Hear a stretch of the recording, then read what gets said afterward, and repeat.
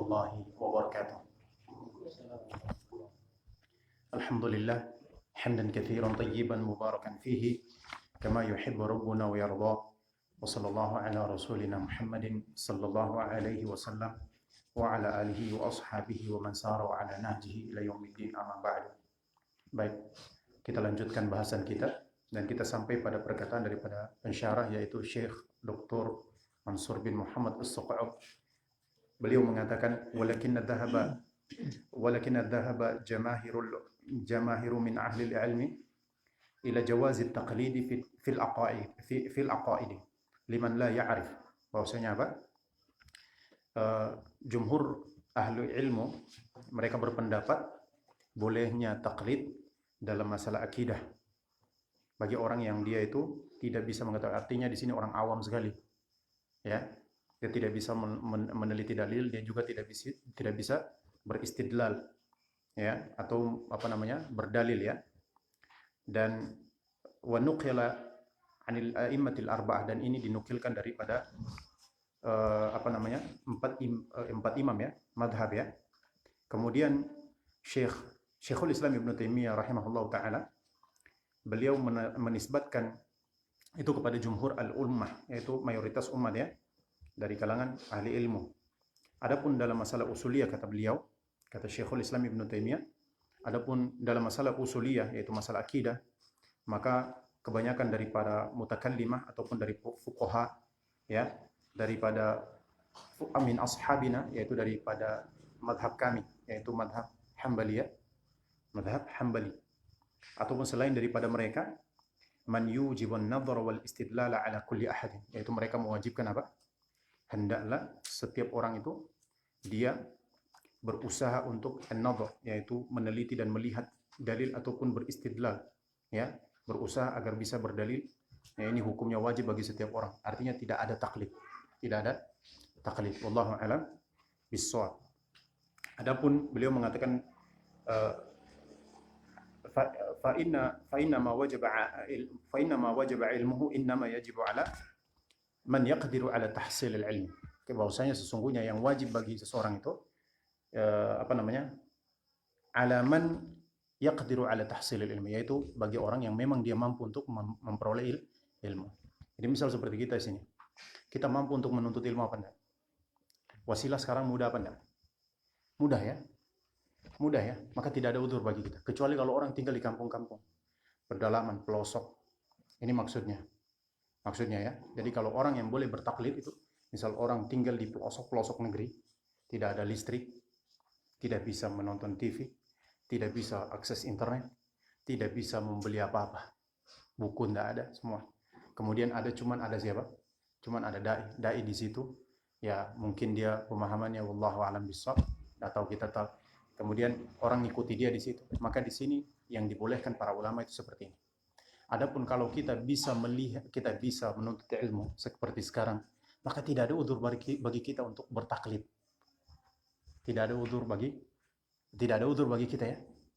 Tidak ada udzur bagi kita, sehingga kita tidak boleh bertaklid. Mohon maaf, ya. Sehingga kita tidak boleh bertaklid. Maka di sini ini para ulama beda pendapat. Kita ngambil kesimpulannya bahwasanya apa?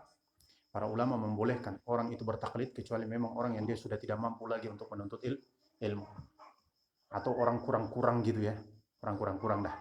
Gitu, ya. Atau misal seperti orang yang sudah tinggal di pelosok-pelosok negeri, tidak ada sarana dan fasilitas buat dia untuk menuntut ilmu.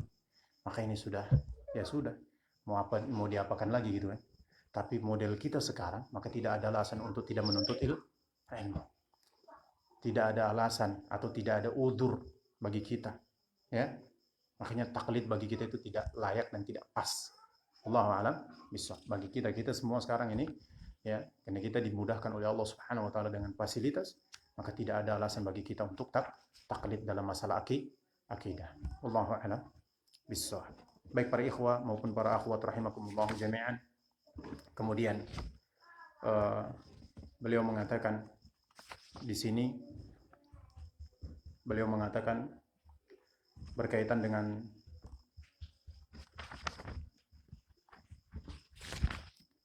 yang ketiga, poin yang ketiga. Poin yang ketiga yang kita bahas, bahwasanya jenis ilmu yang jenis ilmu ya, berkaitan dengan al-ilmu itu nau'an. Ilmu itu ada dua jenis. Jadi kan ini bahasan yang ketiga ya. Bahwasanya ilmu itu al-ilmu nau'an. Jadi kita belajar ilmu ini, maka ketahuilah bahwasanya ilmu itu ada dua jenis. Ilmu ada dua jenis. Yang pertama, nau'un ta'allumuhu fardhu 'ala kifayah. Bahwasanya ya, jenis yang pertama adalah jenis yang mempelajarinya itu adalah fardu 'ala kifayah. Jadi hukumnya fardu kifayah. Apa itu fardu kifayah? Fardu kifayah itu apabila sebagian sudah melakukan maka gugur kewajiban daripada sebagian yang lain.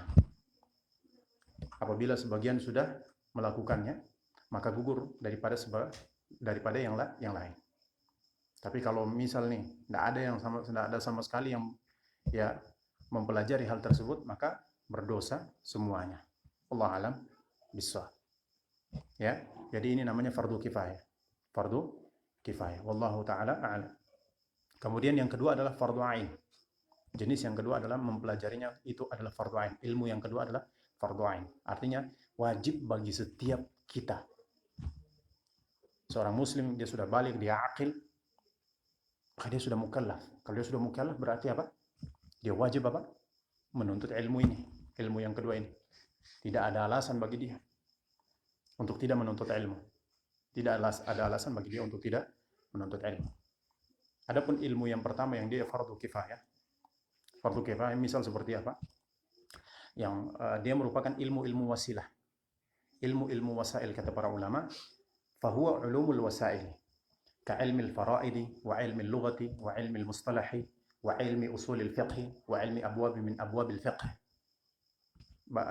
Bahwasanya apa? Ilmu yang hukumnya fardu kifayah ini adalah yang dia itu merupakan wasilah. Ilmu-ilmu wasilah. Misalnya seperti apa? Misalnya seperti ilmu faraid, pembagian waris. Ini hukumnya fardu kifayah. Jika ada sebagian daripada kita yang sudah menunaikan, wajibnya gugur dari kita. Ini fardu kifayah. Kemudian yang kedua adalah ilmu lughah. Misal seperti ilmu bahasa. Ya, ilmu bahasa Arab. Ilmu bahasa Arab. Ini pendapat sebenarnya kalau kita mau katakan bahwasanya apa? Kita kalau mau bahas tentang ilmu bahasa Arab ini para ulama beda pendapat sebenarnya. Ada yang mengatakan hukumnya fardu kifayah, ada yang mengatakan hukumnya fardu ain. Ada yang mengatakan hukumnya fardu ain. Ya kan? Di antara yang mengatakan fardu ain yaitu mereka berdalil dengan qawaid al-fiqhiyah, kaidah fikih, yaitu apa? Bahwasanya ma la yatimul wajib illa bihi fa huwal wajib. Sesuatu yang tidak sempurna kewajiban dengannya, maka dia menjadi, kecuali dengan dia, maka dia menjadi wajib. Dan mereka juga berdalil dengan perkataan daripada Umar bin Khattab radhiyallahu ta'ala. Umar bin Khattab mengatakan bahwasanya ta'allamul arabiyyata fa innaha juz'un min dinikum. Kalian belajarlah bahasa Arab. Sesungguhnya bahasa Arab itu dia sebagian daripada agama kalian. Dia bagian daripada agama kita. Dia bagian daripada agama kita. Ya. Maka di sini ta'allamu al-arabiyyah, belajarlah bahasa Arab.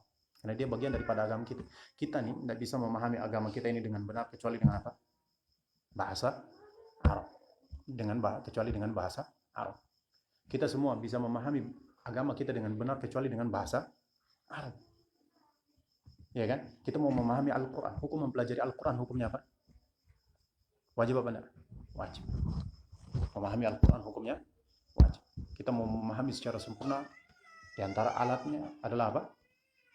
Bahasa Arab.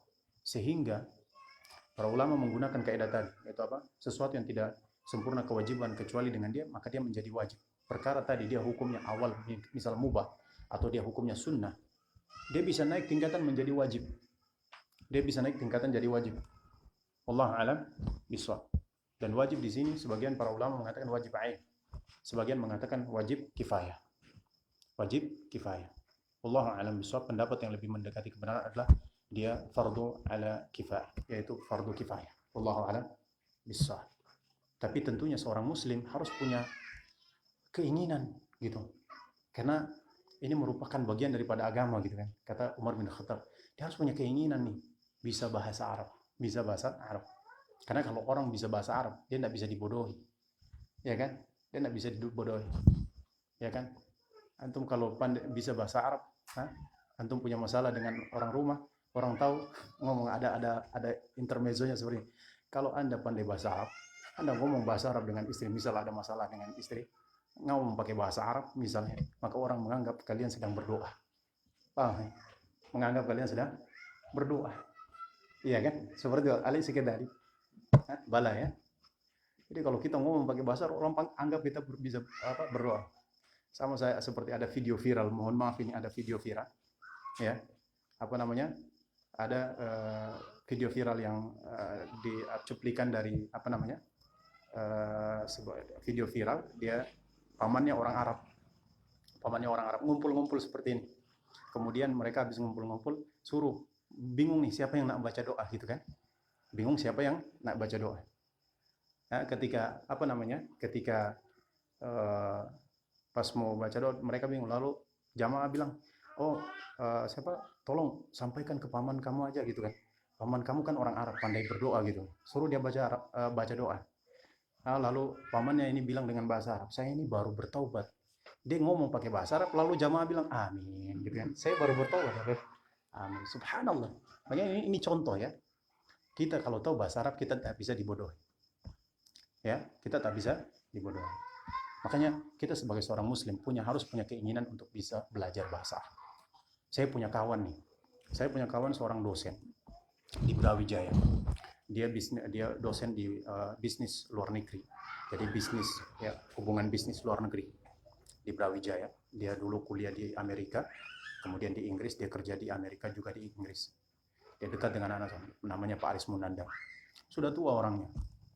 Dia satu kelas sama anak. Dia punya keinginan tinggi, keinginan kuat sekali untuk belajar bahasa Arab. Dia biasanya ngundang kita makan-makan di rumah sambil ngomong pakai bahasa Arab dan ajari dia gitu. Padahal orangnya sudah tua dan sudah berambut putih. Dia berusaha bagaimana dia punya keinginan kuat untuk bisa belajar bahasa Arab. Dia bilang apa? Saya kalau bisa bahasa Arab, saya bisa memahami agama saya dengan benar, yaitu apa? Al-Quran. Maka di sini kita sebagai seorang muslim kita harus punya keinginan tuh untuk betul-betul bisa mempelajari bahasa Arab dan memahami bahasa Arab. Ya. Dan ketika kita belajar bahasa Arab, kita salat, kita bisa betul-betul mentadabburi Al-Quran yang kita baca di dalam salat kita, sehingga kita bisa mudah mendapatkan kekhusyuan di dalam salat kita.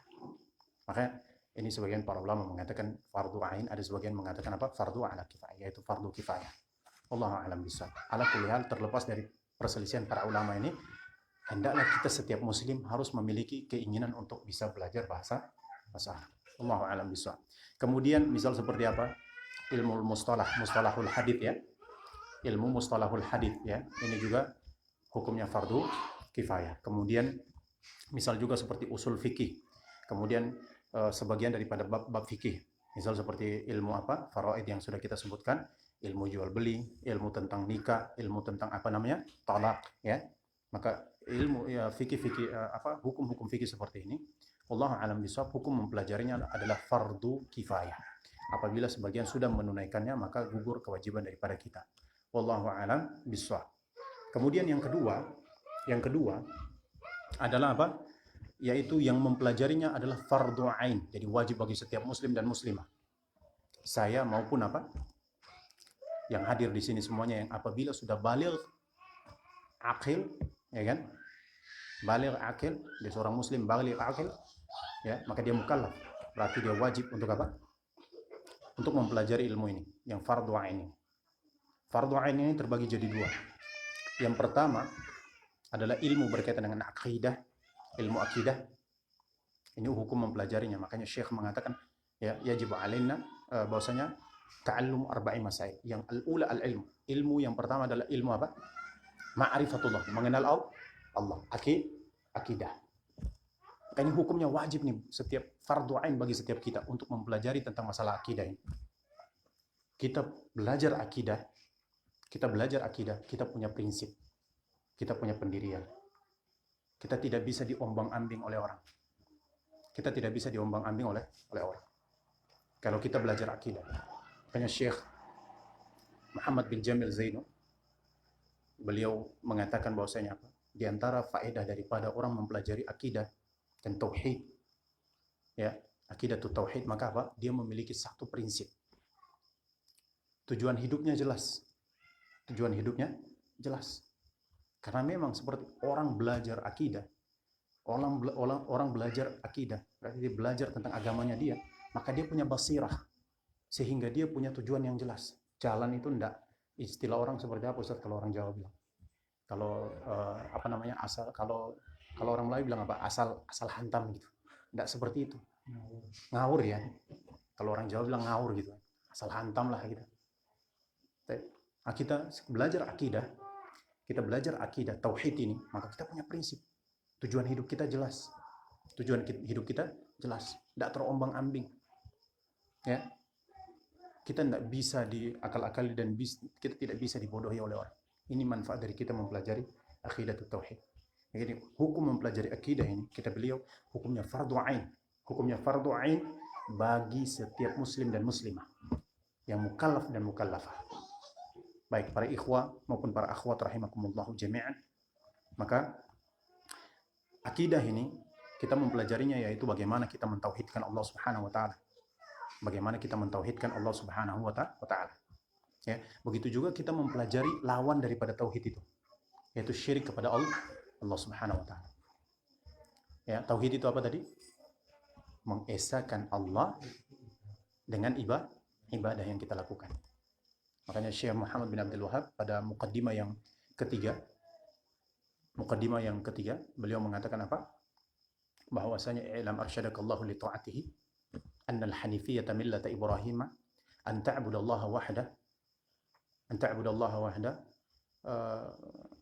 bahwasanya ketahuilah wahai engkau yang semoga engkau ditunjuki oleh Allah Subhanahu wa taala, sesungguhnya hanifiyah itu millata Ibrahim hanifah an ta'budallaha wahdah mukhlishan lahuddin, dengan mengikhlaskan agama untuknya, mukhlishan lahuddin, wa bidzalika amarallahu jami'an nas, dan dengan itu juga Allah memerintahkan seluruh manusia dari Nabi Adam, dari Nabi Nuh alaihissalam, ya kan? Allah mengutus Rasul yang pertama, maka mengajak manusia dan memerintahkan manusia untuk mentauhidkan Allah Subhanahu wa taala. Wa bidzalika amarallahu jami'an nas wa khalaqahum laha, dan Allah menciptakan manusia tujuannya untuk itu. Ya. Kama qala ta'ala, wa ma khalaqtul jinna wal insa illa liya'budun, dan tidaklah aku menciptakan jin dan manusia kecuali untuk beribadah kepadaku. Makna liya'budun, kata beliau, makna liya'budun yuwahhidun. Makna daripada liya'budun, agar mereka beribadah kepadaku, adalah agar mereka mentauhidkanku. Kemudian beliau mengatakan wa'adhamu ma amarallahu bihi at-tauhid. Seagung-agung perkara yang Allah perintahkan dengannya adalah tauhid. Wa huwa ifradullahi bil ibadah, dan dia adalah mengesahkan Allah dengan ibadah. Wa'adhamu ma naha anhu asyirk, dan seagung-agung perkara yang Allah telah larang daripadanya. Jadi perkara yang pertama kali Allah larang apa? Syirik. Wa huwa da'watun ghairihi ma'ah, yaitu seorang menyeru bersama Allah selain daripada Allah. Itu syirik tuh. Yaitu menjadikan tandingan-tandingan bagi Allah, apakah di dalam ibadah, misal seperti berdoa, ya kan? Atau sholat dan sebagainya. Wallahu a'lam bishawab. Dalilnya wa'budullah wa la tusyriku bihi syai'an. Dalam surat An-Nisa Allah berfirman, dan sembahlah Allah dan jangan sekutukan Allah dengan sesuatu apa. Allah berfirman, inna syirka la dzulmun adzim. Syirik itu kezaliman yang sangat besar. Syirik misalnya seperti apa? Misal seperti datang minta di kuburan. Ya, banyak orang ya minta di kuburan. Minta di kuburan ya. Orang dengan alasan apa? Tawassul ya Ustaz ya. Dengan alasan apa? Tawassul. Tabarruk, mencari berkah di kuburan.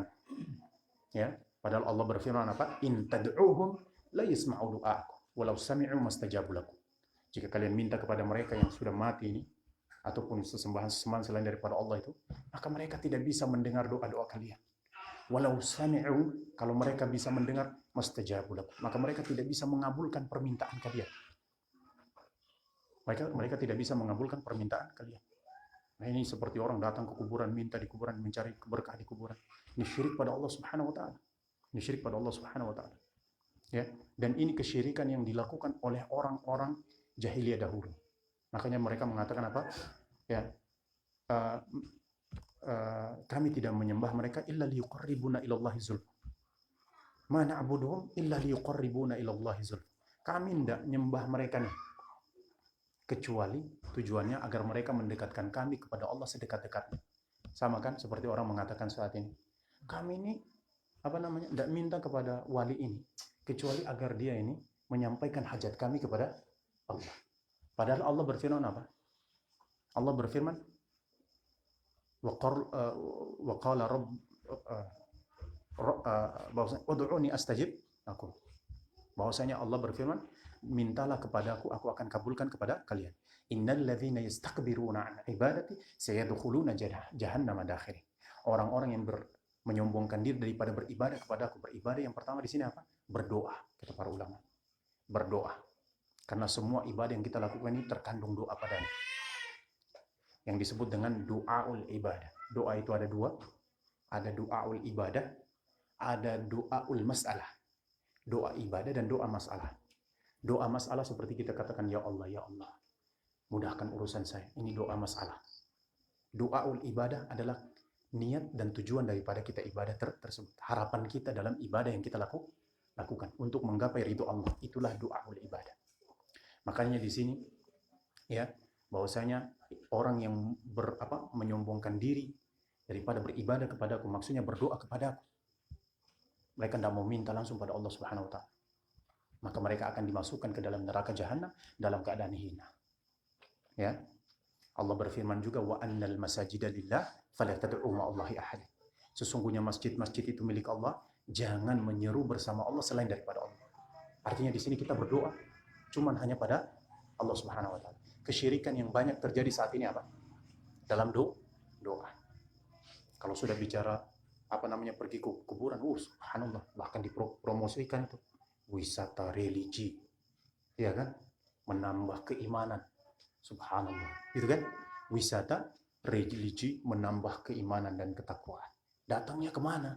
Ke kuburan, minta kepada kuburan, subhanallah. Ini syirik pada Allah tabaraka wa ta'ala, ya, ini syirik kepada Allah subhanahu wa ta'ala. Orang yang dia mati dalam keadaan berbuat syirik besar, maka dia terancam dengan kekal di dalam neraka. Dia terancam dengan apa? Kekal di dalam neraka. Makanya di sini penting sekali nih kita belajar akidah. Kita tahu jenis-jenis, kita tahu tauhid, jenis-jenis tauhid, kemudian syirik, ya, jenis-jenis syirik, kemudian contoh-contohnya, agar supaya apa? Kita selamat nih. Kita selamat daripada berbuat syirik kepada Allah Subhanahu wa taala. Agar kita beribadah cuman betul-betul hanya pada Allah Subhanahu wa taala. Waktu kita sudah hampir habis. Kalau ada pertanyaan silakan. Ibu-ibu kalau ada pertanyaan silakan. Atau para ikhwah bapak-bapak sekalian ada pertanyaan silakan.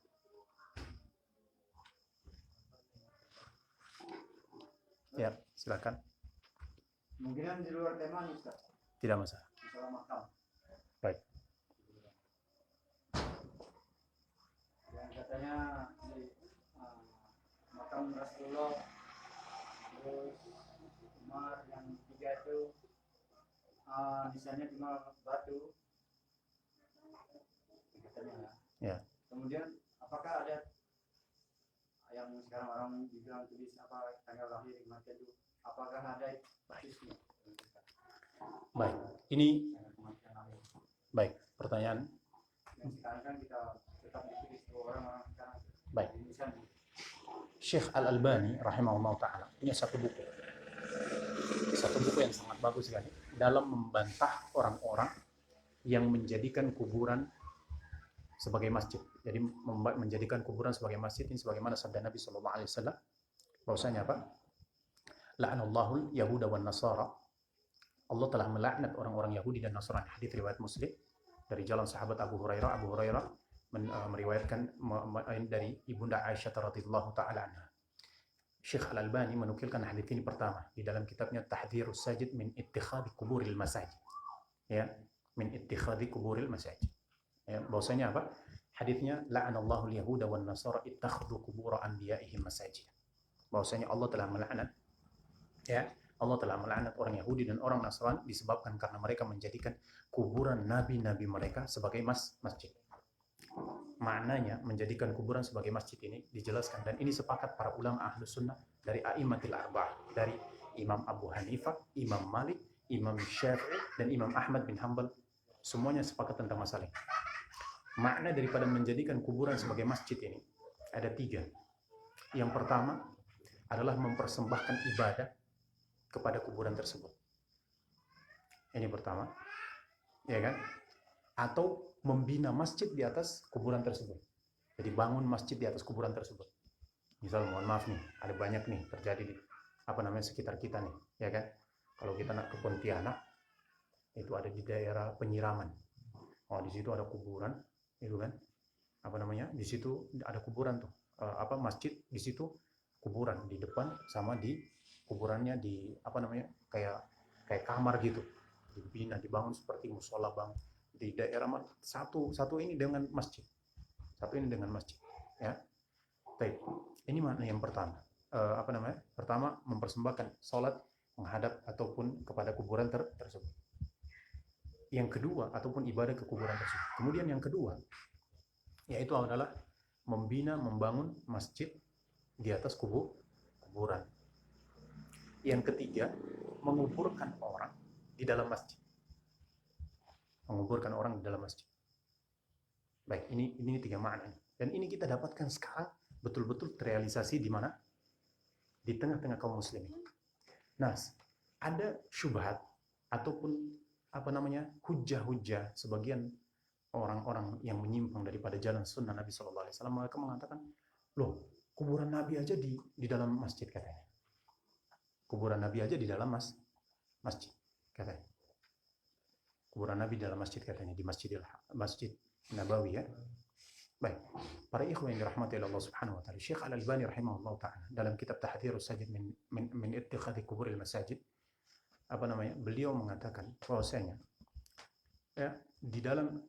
hadis-hadis telah sahih bahwasanya Rasulullah SAW sekali-kali tidak pernah dikuburkan di dalam masjid. Di dalam masjid. Akan tetapi Rasulullah SAW dikuburkan di rumahnya. Di rumahnya siapa? Istrinya, Ibunda Aisyah radhiyallahu taala anha. Dalam rumahnya Ibunda Aisyah. Kemudian pada masa, kalau tidak salah, Abdul Malik bin Marwan. Pada masa Abdul Malik bin Marwan, kepemimpinan Abdul Malik bin Marwan, barulah ketika itu mereka mau memugar atau membesarkan rehab Masjid Nabawi pada masa itu, maka dimasukkanlah rumah Ibunda Aisyah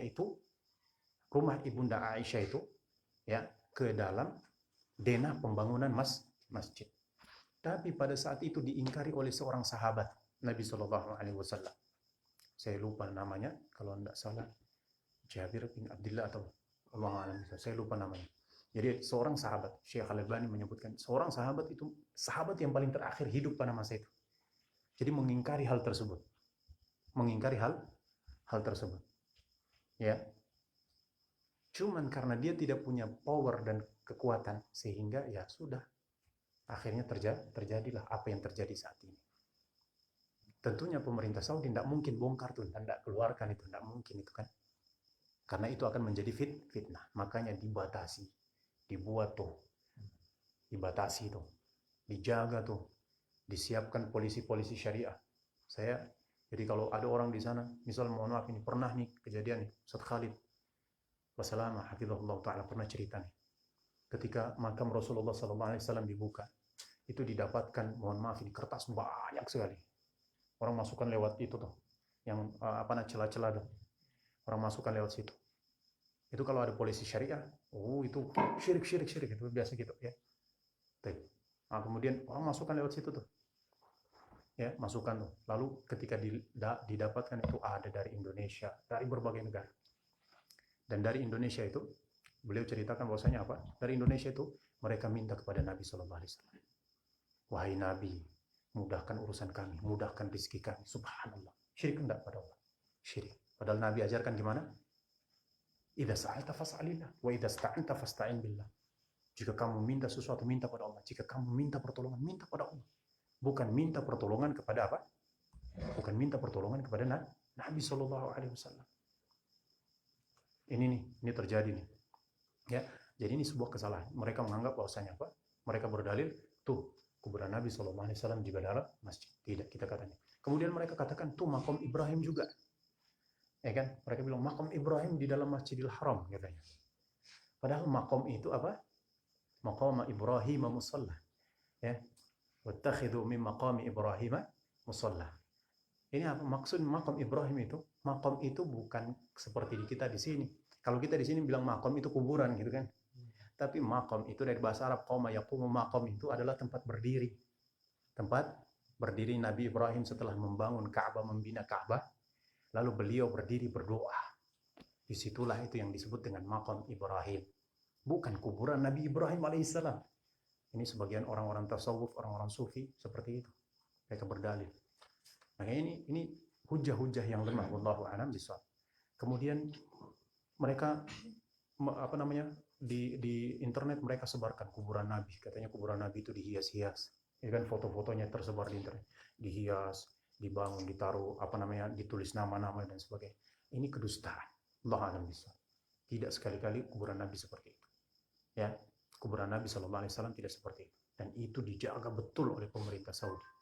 Dijaga betul oleh pemerintah Saudi. Sehingga mereka menempatkan itu. Nggak sembarangan. Ya, pernah itu jasad Nabi SAW pernah mau dicuri oleh orang-orang Syiah. Udah jadi, udah gali itu sampai di bawah itu. Udah hampir sedikit lagi. Kemudian ketahuan oleh pemerintah Saudi. Dan ditangkap dan hukum mati ya, hukum kisah, hukum apa pancung ya. Ini para ikhwan yang dirahmati oleh Allah Subhanahu wa taala, dan masih banyak lagi sebenarnya. Dan kita katakan bahwasanya kuburan Nabi itu tidak di dalam masjid ya, tapi kuburan Nabi itu di rumahnya Ibunda Aisyah radhiyallahu anha. Kemudian apakah kuburan Nabi itu ada tulisan-tulisan? Tidak. Sekali-kali tidak ada. Yang tidak ada sama sekali. Tidak ada sama sekali. Tidak ada sama sekali. Sebagaimana sekarang kita ini gimana maka ya tulis di sana ada lama gitu. Gimana itu? Tanyakan kepada Ustaz. Ya, Insyaallah.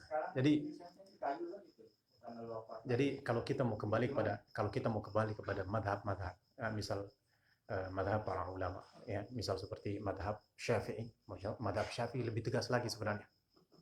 Ya, madhab Syafi'i lebih tegas sekali. Madhab Syafi'i mengatakan hukumnya haram menulis-nulis menggunakan kapur, apakah syair ataupun nama ataupun yang lainnya, di batu nisan ataupun dinding kuburannya, ya, ataupun di batu-batu yang ada di kuburan. Itu madhab Syafi'i. Kalau kita mau bongkar-bongkar lagi madhab Syafi'i, ya, kalau kita mau bicara madhab Syafi'i ini, ada satu buku yang bagus ya, yang ditulis oleh Ustadz Firanda, ya, berkaitan dengan apa, madhab Syafi'i ya. Judul bukunya kalau tidak salah tentang madhab Syafi'i yang sudah ditinggalkan, kalau madhab Syafi'i yang ditinggalkan, kalau tidak salah judulnya seperti itu. Di antara misal nih madhab Syafi'i yang ditinggalkan, misal ya, contoh nih seperti zikir setelah selesai sholat dengan apa namanya, mensirkan suara, memelankan suara, tidak berjamaah, tidak keras-keras. Kalau keras-keras itu madhab Hambali.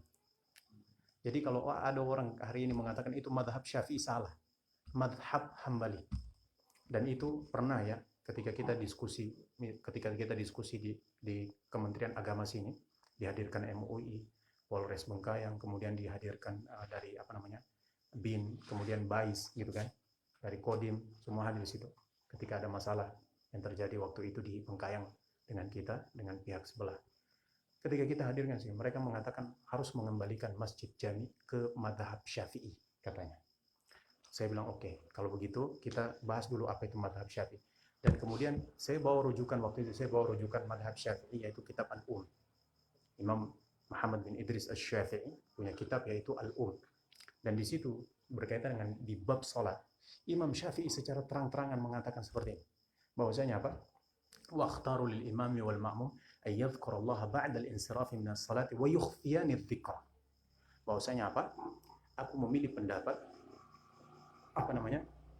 Waqtaru lil imam, bagi imam dan makmum, hendaklah mereka berzikir kepada Allah setelah selesai daripada salat, dan hendaklah mereka menyembunyikan zikir mereka. Menyembunyikan apa? Zikir, memelankan suara zikir mereka. Itu kata Imam Syafi'i. Illa ayyakuna imaman, kecuali dia jadi imam. Kalau imam yang wajib orang belajar, misal orang belum tahu nih, kata Imam Syafi'i, orang belum tahu tentang zikir sesuai sunnah Nabi SAW, boleh bagi imam itu mengeraskan dalam rangka mengajarkan. Setelah itu kata Imam Syafi'i, hendaklah dia memelankan. Kalau orang sudah tahu, maka dia harus kembali mensirkan bacaan zikir tersebut. Jadi kalau mengeraskan dalam rangka mengajarkan zikir yang sesuai sunnah Nabi SAW tidak masalah. Wallahu a'lam bishawab. Ini pendapat Imam Syafi'i. Kalau mengeraskan zikir itu pendapat daripada Imam Ahmad bin Hanbal, Imam Ibnu Qayyim, kemudian Imam Syekhul Islam Ibnu Taimiyah dan para ulama yang lainnya. Wallahu a'lam. Bukan madhab Syafi'i. Bukan madhab Imam Syafi'i rahimahullahu ta'ala. Ya, maka para ikhwan yang dirahmati oleh Allah Subhanahu wa taala, ini contoh. Kalau kita mau kembali ke dalam madhab Syafi'i, maka keras madhab Syafi'i secara tegas nih mengatakan hukumnya haram. Wallahu a'lam. Bisa. Contoh seperti cadar nih. Cadar itu madhab yang mewajibkan siapa? Imam Syafi'i. Sedangkan madhab Hambali menganggap hukumnya sunnah. Cadar dong. Itu dalam madhab Syafi'i hukumnya wajib. Ya, di salah satu begitu juga janggut. Janggut menurut pendapat kalau tidak salah qaulul antara qaulul jadi atau beliau berpendapat, salah satu riwayat daripada Imam Syafi'i bahwasanya janggut itu hukumnya wajib. Itu Imam Syafi'i. Kalau kita mau ini ikut-ikut, kemudian misal juga contoh seperti alat musik. Musik ya. Musik itu dalam madhab Syafi'i hukumnya haram. Tegas. Tapi kebanyakan itulah makanya orang mengatakan mengikuti madhab Syafi'i, tidak ikut madhab Syafi'i. Ya, makanya kita katakan, kalau orang mengatakan menulis-nulis ini, madhab saya ikut madhab Syafi'i. Ini Syafi'i yang mana ya? Mungkin Pak Syafi'i mungkin gitu ya. Allah alam bisa. Mungkin Pak Syafi'i. Allah taala. Jadi kesimpulannya adalah kalau kita ikut pendapat yang ataupun jumhur ulama, mayoritas ulama, kesepakatan ulama, madhab Syafi'i, madhab Hambali, madhab Abu Hanifah ataupun madhab Maliki dan madhab para ulama ahlu sunnati wal jamaah, maka menulis-nulis di kuburan itu hukumnya haram. Wallahu a'lam bishawab. Mau nanya nih, Silahkan Bang. saya kan udah sekitar baru juga tinggal sini ya. Ya. Biasanya kalau orang daerah sini kalau dia mau berkebun, mau bikin rumah, sekarang dia menetapkan hari lebih dahulu. Baik. Dalam pemahaman dia saya kok, tapi dia termasuk kesyirikan dia. Ya, syirik pada Allah Subhanahu wa taala. Itu namanya tatayyur dalam bahasa syariat. Itu termasuk adalah tatayyur. Ya, tatayyur itu kata Nabi sallallahu alaihi wasallam adalah syirik. Ya. Tatayyur itu adalah syirik kepada Allah. Bahkan Nabi mengatakan orang yang melakukan tatayyur maka tidak termasuk dari golongan kami. Orang yang melakukan tatayyur yang dikata orang feng shui atau apa? Pamali, ya. Soalnya di sini masih ada seperti Itu syirik kepada Allah Subhanahu wa taala. termasuk Termasuk syirik besar. syirik. Dia termasuk kategori syirik kecil. Allah a'lam bishawab. Dia termasuk kategori syirik kecil, tapi dia bisa berubah menjadi syirik besar. Dia bisa berubah menjadi syirik besar jika memang motivasi hatinya kepada selain Allah jelas. Misal seperti orang mengatakan, misal orang nih mau keluar nih, kita harus keluar hari ini. Kalau enggak hari ini kita sial. Dan dia meyakini kesialan itu datang dari selain Allah Subhanahu. Kesialan itu memang ataupun kesialan, keberuntungan di hari-hari tersebut memang datang selain daripada Allah, bukan dari Allah. Enggak ada Allah di situ katanya. Maka ini syirik besar. Karena itu sudah masuk dalam ranah keyakinan. Allahu a'lam. Ada orang yang bilang orang lahirnya hari ini gini, gimana? Itu termasuk. Ini lahirnya hari ini gini, orangnya. Itu termasuk ramalan dalam hukum Islam. Itu termasuk ramalan. Ramal ya. Nabi syirik kepada Allah Subhanahu wa taala. Meramal termasuk kategori perbuatan syirik kepada Allah Subhanahu wa taala. Kenapa? Karena orang meramal itu secara tidak langsung dia mengatakan bahwasanya dia mengetahui perkara gaib selain daripada Allah Tabaraka wa taala. Karenanya Nabi SAW mengatakan, man ata'arrafan kahinan fasa'alahu an syai'in lam tuqbal salatan arba'ina yawman. Siapa mendatangi dukun ataupun arraf, tukang ramal, ya kan, tukang ramal. Kemudian dia bertanya kepadanya, maka tidak akan diterima salatnya selama 40 hari. 40 hari tidak diterima salatnya. 40 hari. Berarti berapa ratus salat? 200 salat ya? 200 salat tidak diterima oleh Allah Subhanahu wa taala. Dia salat tapi tidak diterima oleh Allah. Ini kata Syekh Utsman Al-Khumais, dan Syekh Utsman Al-Khumais mengatakan bahwasanya maksud daripada tidak diterima sholatnya di sini adalah selama 40 hari. Sholat yang dia lakukan itu selama 40 hari, 200 sholat itu ya tidak akan diterima oleh Allah Subhanahu wa taala. Itu sholat wajib tidak diterima, begitu juga sholat sunnah. Begitu juga sholat sunnah. Wallahu a'lam bishawab. Baik. Cukup ya? Semoga Allah memberikan keberkahan. Semoga Allah memberikan keberkahan. Satu lagi. Siap. Batas sampai di mana tingginya, ataukah memang tidak dibolehkan memberi tanda di kubur itu ada seperti misalnya pagarnya menandakan bahwa itu kuburan orang tua saya, ya gitu. Batas di mana tingginya, ada sebagian yang saya yang pernah dengar, jangan sampai ke lutut, jangan sampai di pita tuh sampai di betis di atas, ataukah memang batal semua itu, atau batil atau tidak disahkan untuk memberi tanda bahwa itu keluarga saya atau salah satu suatu saat nanti supaya tidak digantikan orang lain. Baik. Di antara ajaran syariat agar kita itu mengetahui misal kuburan daripada ahli keluarga kita yang sudah meninggal adalah kita ziarah kubur. Ya, sebagaimana Nabi SAW beliau mengatakan bahwasanya saya meminta izin kepada Allah Subhanahu wa taala ya agar saya memohon ampun kepada apa?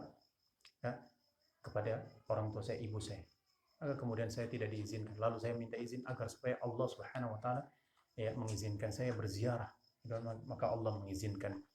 Itu dalam Musnad Imam Ahmad. Dalam Musnad Imam Ahmad. Maka di sini apa? Di sini menunjukkan bahwasanya apa? Disyariatkan bagi kita untuk ziarah kubur. Salah satunya kepada ahli keluarga. Wallahu a'lam bishawab. Ahli keluarga. Bagaimana kalau di situ ada syiar-syiar kekafiran? Maka lebih baik dihindari. Tidak usah dia datang. Seperti kuburan orang-orang kafir ya. Ya, adapun Rasulullah SAW ketika beliau berziarah kubur ibunya, tidak ada syiar-syiar kekafiran di situ. Biasa-biasa aja gitu kan. Wallahu a'lam bishawab. Ya, wallahu a'lam bishawab. Kuburan pada saat itu ya biasa-biasa aja. Tidak sebagaimana yang kita dapatkan sekarang. Kalau kuburan orang kafir, ada ininya, ada itunya, ada lambangnya, dan sebagainya. Maka kalau sudah seperti ini maka tidak boleh dihadiri. Wallahu a'lam bishawab. Di tempat-tempat kekufuran. Kita harus menjauh daripadanya. Wallahu ta'ala a'lam. Kemudian bagian di sini kita disunnahkan untuk apa? Ziarah kubur. Salah satu tujuan ziarah kubur ini selain apa? Mengingatkan kita kepada kematian, kemudian kita mendoakan orang yang sudah meninggal tersebut. Ya kan? Sebagaimana kata Rasulullah SAW, inni nahitukum an ziyaratil kubur. Ya Allah, saya melarang kalian daripada berziarah kubur. Fazuruha. Sekarang kalian ziarah kubur. Ya. Kalian ziarah kubur, karena ziarah kubur itu ya tudzakirukumul maut, akan mengingatkan kalian apa? Kematian. Ya, akan kematian. Rasulullah SAW kalau ziarah kubur maka beliau akan berdoa. Beliau mengatakan assalamualaikum ya ahlul kubur atau ahlad diyar minal mu'minina wal mu'minat atau minal muslimina wal muslimat. Maka kemudian beliau setelah masuk beliau apa berdoa? Beliau berjamaah doanya di kuburan? Tidak. Rasulullah SAW berdoa, bahwasanya Rasul berdoa adalah dengan beliau mengatakan as'alullah lana wa lakum al-afiyah wa inna insyaallah bikum lahiqun. Saya minta kepada kami dan untuk kalian al-afiyah, keselamatan, ya, wa inna insyaallah bikum lahiqun, dan sesungguhnya kami pun akan mengikuti kalian. Artinya mengingat kematian. Wallahu a'lam bishawab. Begitu juga Rasulullah SAW ketika misal seperti di kuburan nih, kalau orang sudah dikuburkan, Rasulullah SAW tidak doa berjamaah. Orang doa berjamaah sekarang mereka lupa satu sunnah Nabi SAW. Makanya para ulama mengatakan apa? Orang melakukan satu bid'ah, melakukan satu bid'ah, mati satu sunnah. Ya kan? Seperti itu. Orang kalau sudah lakukan satu bid'ah yang menyimpang daripada sunnah Rasulullah SAW, pasti sunnah Nabi SAW ditinggalkan. Misal seperti malam Jumat baca surat Al-Kahfi, dirubah dengan akhirnya surat Al-Kahfi ditinggalkan. Ya kan? Misal juga seperti ketika orang meninggal, Rasul anjurkan, ya, Rasulullah SAW mengatakan apabila mayit itu sudah dimasukkan ke dalam kubur Rasulullah SAW, riwayatnya bahwasanya maka kalian mintalah at-tathbit, yaitu subhanallah. Rasulullah mengatakan mintalah kepada Allah ketetapan bagi dia untuk menjawab. innahu yus'al. Kata Rasulullah SAW, sesungguhnya dia akan ditanya. Dia sekarang itu sedang ditanya oleh Allah Subhanahu Wa Taala. Makanya doa yang yang disunnahkan itu adalah kita minta, ya Allah, ya, berikan kekuatan dan ketetapan bagi dia, ya, berikan kekuatan dan ketetapan bagi dia. Doa ini kita baca ketika mayat itu sudah dikuburkan. Orang sekarang tidak baca itu lagi, sudah orang tinggalkan, ya kan? Akhirnya dirubah dengan baca ini baca itu yang tidak disunahkan oleh Nabi SAW, doa berjamaah dan sebagainya. Subhanallah, akhirnya sunnah Nabi yang mulia orang tidak tahu lagi, orang sudah lupa dengannya. Wallahu a'lam bishawab. Doanya saya agak lupa.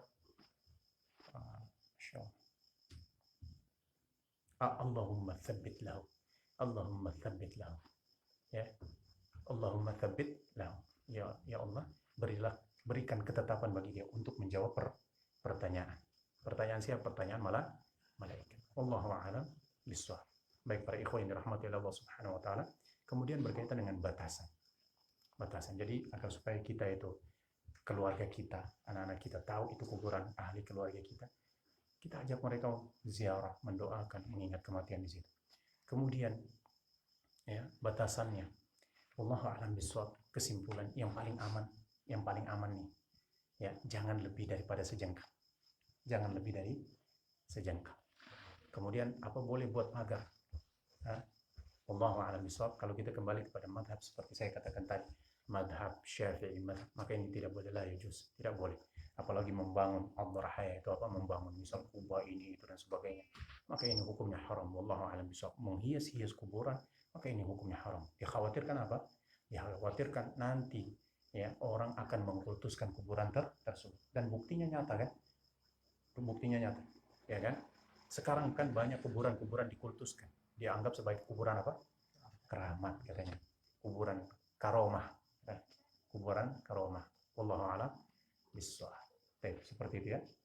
Baik, semoga Allah Subhanahu Wa Taala memberikan kefahaman kepada kita, dan Allah Subhanahu Wa Taala memberikan keberkahan kepada kita. Rabbana zidna ilman warzuqna fahman. Allahumma inna nas'aluka ilman nafi'an wa rizqan thayyiban. Rabbana hab lana min azwajina wa dhurriyyatina qurrata a'yun waj'alna lil muttaqina imama.